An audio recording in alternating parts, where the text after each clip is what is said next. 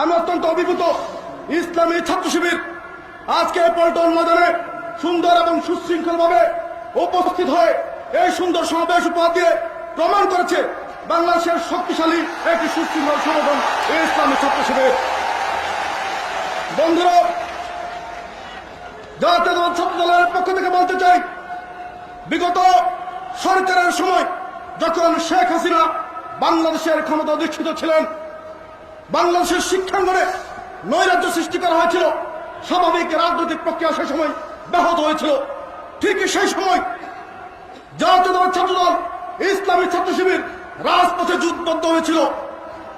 রাজপথে যুদ্ধবদ্ধ হয়ে এই ঘোষণা করেছিল, শেখ হাসিনার মতো ফ্যাসিবাদী নেত্রীকে বাংলাদেশের রাষ্ট্র ক্ষমতা থেকে উচ্ছেদ না করে ঘরে ফিরে যাবে না। আমরা বন্ধুপ্রতিম দুটি সংগঠন ইসলামী ছাত্র শিবির, জাতীয়তাবাদী ছাত্র দল ঐক্যবদ্ধ হয়েছিলাম, জাতীয় রাজনীতিতে ঐক্যবদ্ধ হয়েছিল। আমরা 2001 সালের নির্বাচনে আমরা আওয়ামী বাকশালীদেরকে দেশ থেকে উৎখাত করেছিলাম ভোটের নির্বাচনের মাধ্যমে।